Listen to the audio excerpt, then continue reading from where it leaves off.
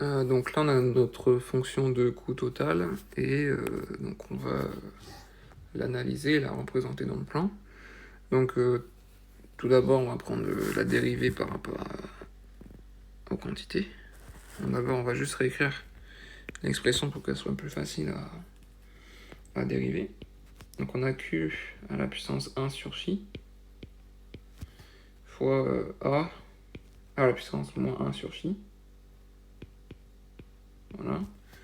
Et là, hop.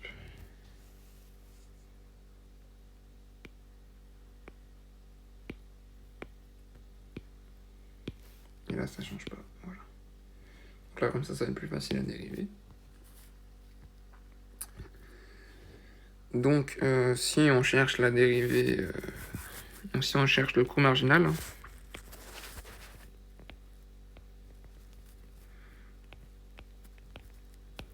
donc c'est-à-dire la dérivée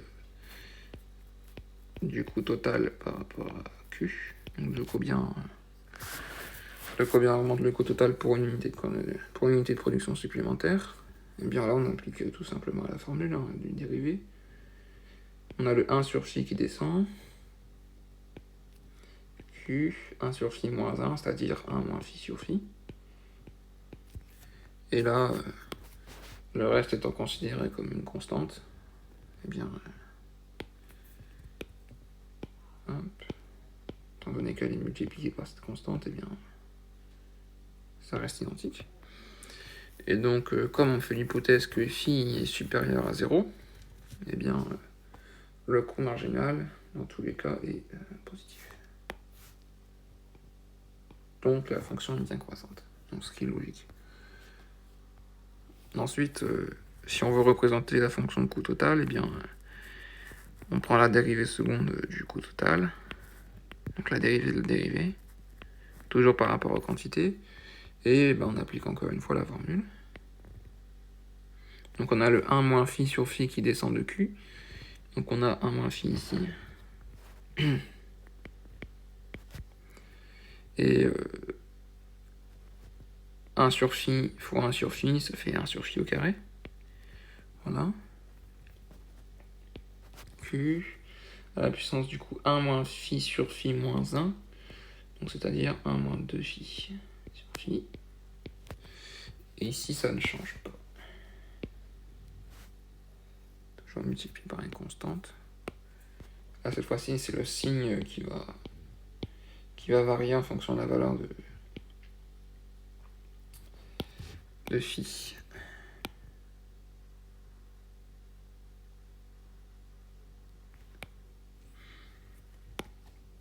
Donc du coup, on ne sait pas si c'est vraiment positif.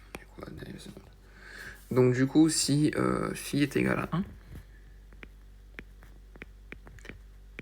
donc c'est-à-dire si les rendements sont constants, eh bien 1 moins 1, ça fait 0, et 0 divisé par une quantité n'importe, ça fait toujours 0.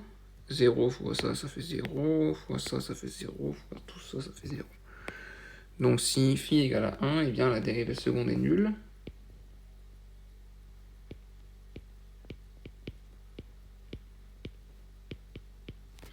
Et donc la fonction de coût total est linéaire.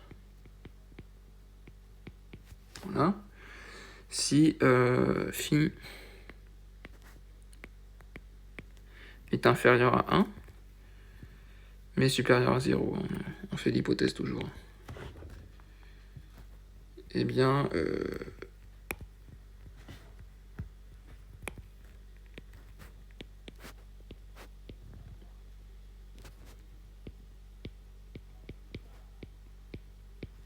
hop, eh bien là, mettons, on a 0,5, et si mettons phi égale à 0,5, eh bien 1 moins 0,5, ça fait 0,5, et 0,5 c'est positif, et donc divisé par quelque chose de positif, c'est positif, et tout ça c'est positif, et donc c'est positif. Et donc, comme la dérivée seconde est positive, eh bien la fonction est convexe, dans ce cas-ci, dans ce cas-là.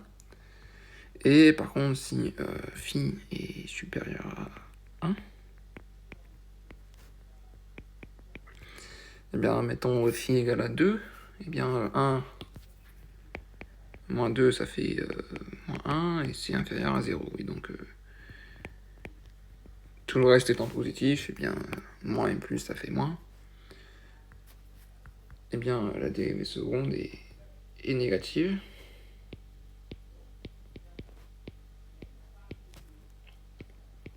Et donc, la fonction est concave. Ensuite, si on prend la limite de ct, donc du coup total quand q tend vers plus l'infini, eh bien, c'est quel est le coût total? Voilà, ici. Alors, mettons là, q c'est 9,9999. Eh bien, tout ça fois ça, eh bien, c'est plus l'infini.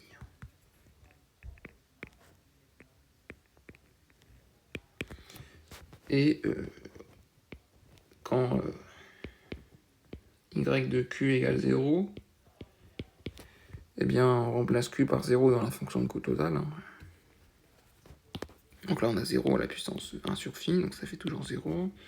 0 fois la TFP, eh bien, ça fait toujours 0, et 0 fois tout ça, ça fait toujours 0. Donc, pour une quantité nulle, le coût total est nul, donc il n'y a pas de coût fixe.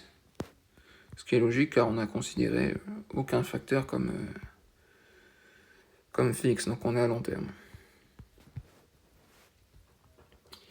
Et donc là, on peut représenter la fonction de coût total dans le plan.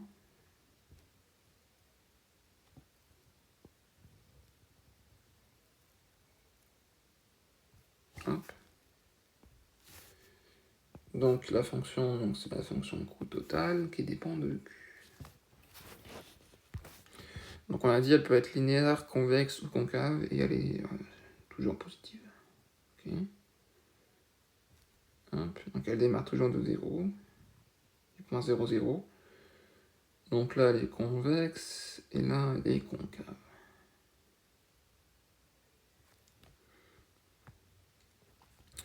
Donc dans le premier cas, si phi égale à 1, donc c'est-à-dire si les rendements sont constants, eh bien la fonction de coût total est linéaire, donc ce qui est logique.